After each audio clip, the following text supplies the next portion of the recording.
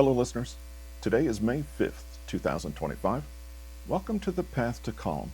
Stop overthinking, become present, find peace.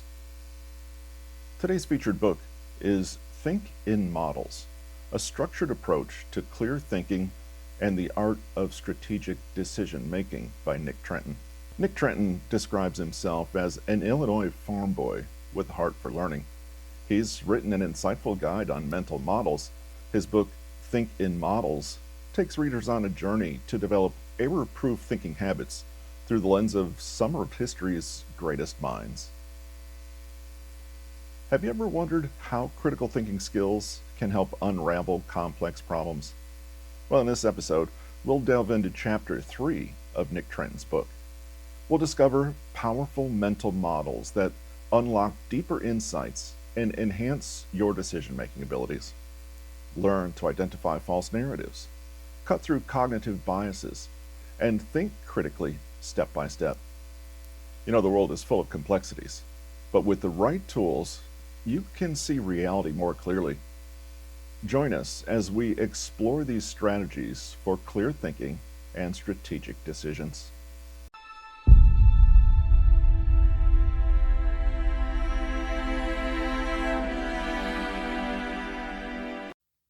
In an earlier chapter, we saw that it's not what you think, but how you think. In this chapter, we're going to adapt this slightly too. If you know how to think, nobody can tell you what to think.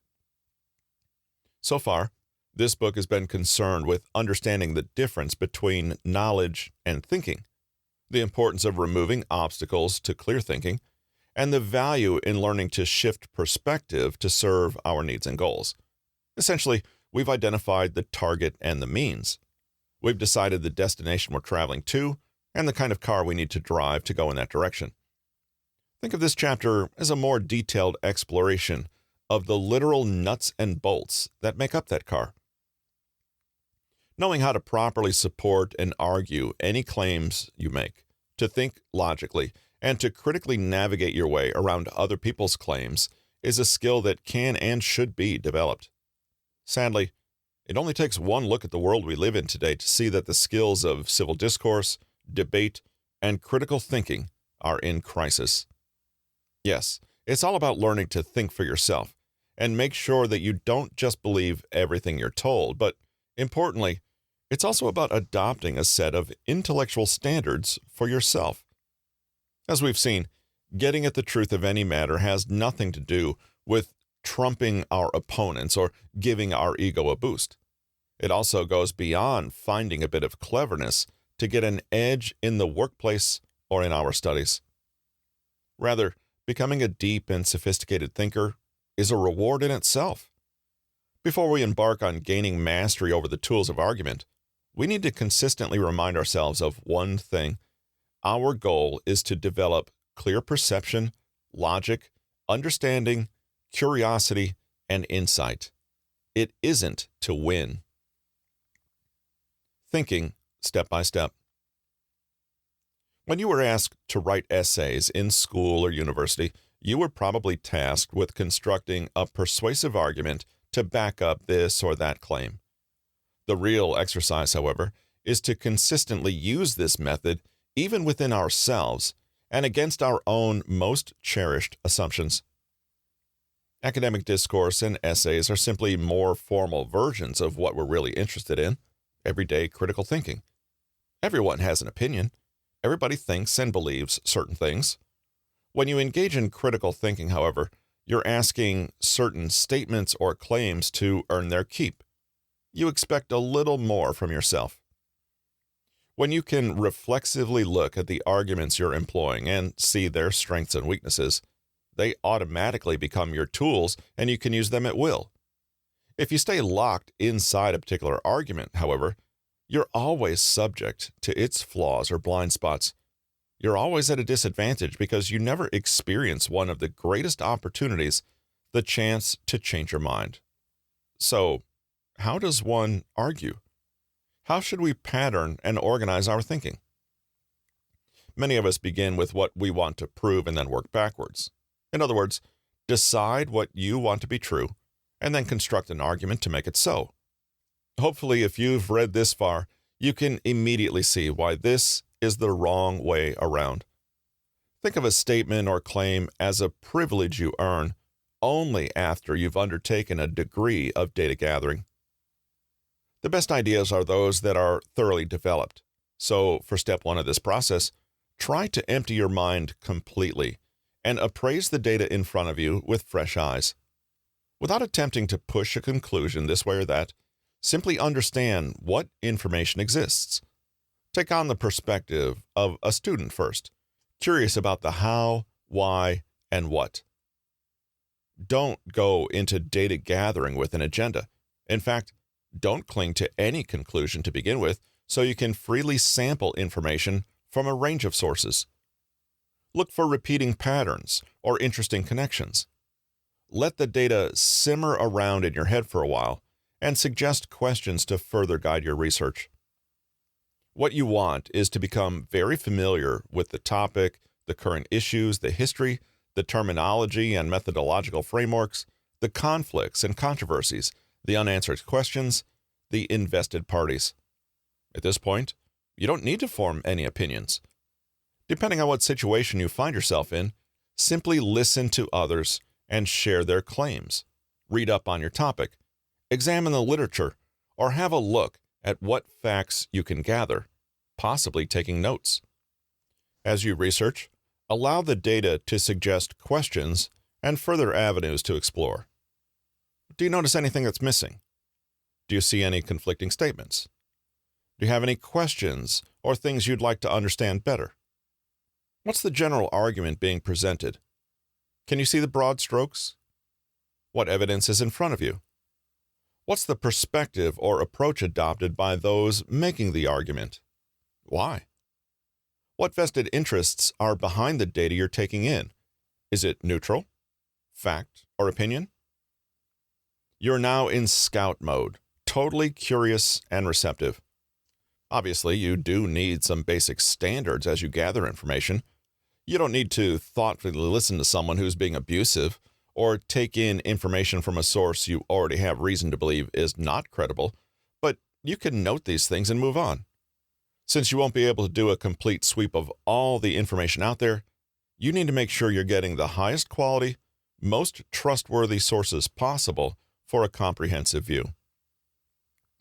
Only after you feel like you've covered enough ground can you move on to step 2 and start to formulate your own hypothesis. Keeping the scientific method in mind, a claim should ideally be defensible, i.e., it should be able to be proven or disproven. The scientist Karl Popper has written extensively on how unfalsifiable arguments, i.e., those that cannot be proven or disproven, make for bad science because they cannot be empirically verified and are not open to any new evidence that might emerge. You might have noticed that almost all conspiracy theories rely on unfalsifiable arguments, which is what makes people fall into the trap of believing them. An example of this is the claim, Loch Ness is home to a monster. There's nothing one can do to disprove this statement because no matter what you say, the possibility of the Loch Ness monster existing remains. Arguments and hypotheses need to be possible to engage with intellectually to determine their veracity. In other words, a claim is more than an opinion or preference. You might sincerely think, for example, that everyone in the field is reprehensible and the topic is boring, but this is neither here nor there. The easiest way to make sure that your claim is defensible is to acknowledge the counter-argument from the outset, i.e., even though many people believe you should drink 8 glasses of water a day, I haven't seen much peer-reviewed evidence to suggest that's true. It should also be said that there's no point going through this process if there genuinely is no argument about your particular claim, and in looking at the data you find no gaps or disagreements.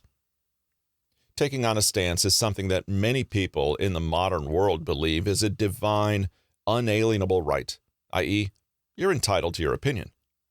While true, it may be better to say, none of us are entitled to claim an opinion is fact. Once you make a claim, it is still nothing more than a claim. This means two things. Firstly, that if you encounter other people's claims, you're under no obligation to accept them as fact. And secondly, that other people are under no obligation to accept yours. What elevates a claim is the existence of evidence.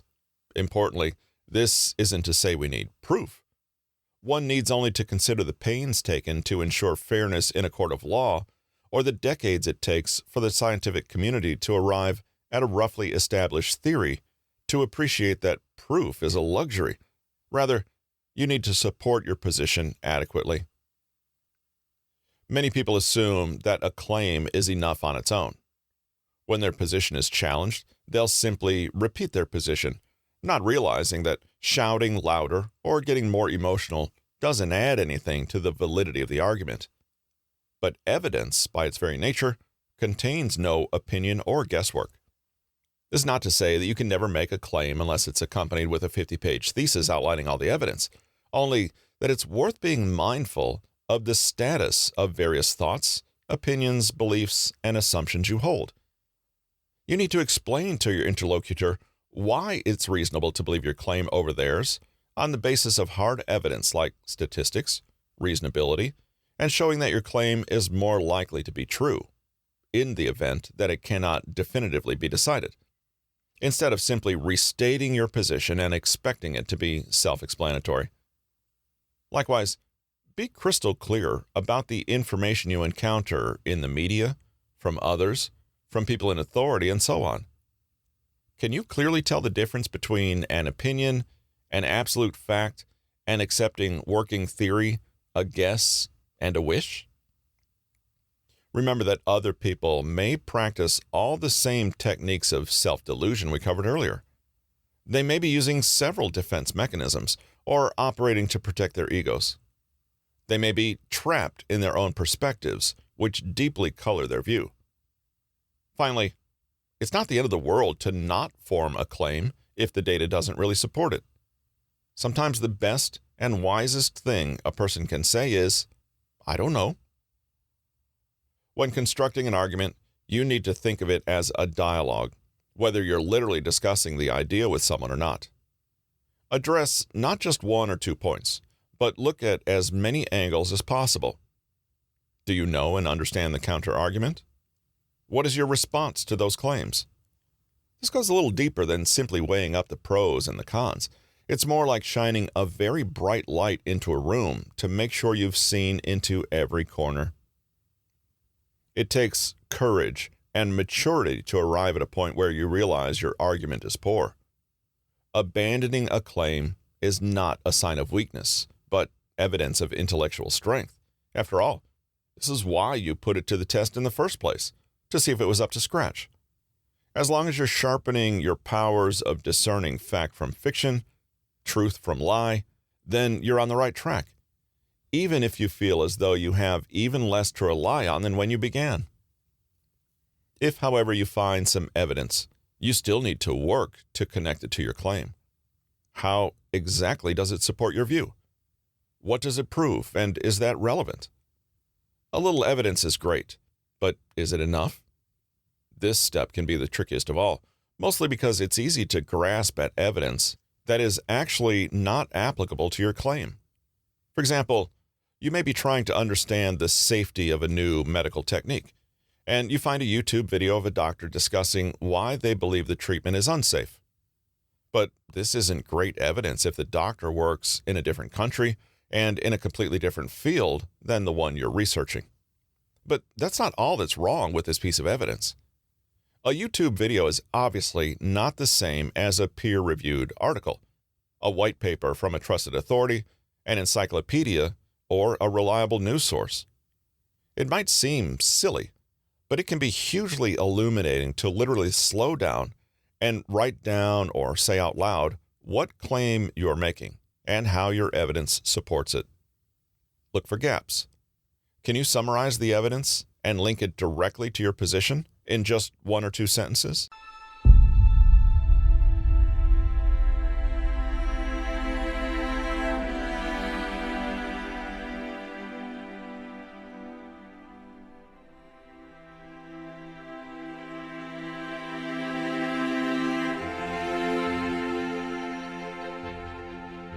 Well, I hope this episode sparked some curiosity about critical thinking and its power.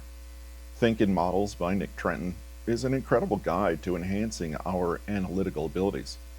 By embracing the art of critical thinking, we can navigate through information overload and form unbiased opinions. It's a crucial skill to master if we want to make well-informed decisions and contribute to meaningful discussions. Albert Einstein once said, "The world as we have created it is a process of our thinking. It cannot be changed without changing our thinking."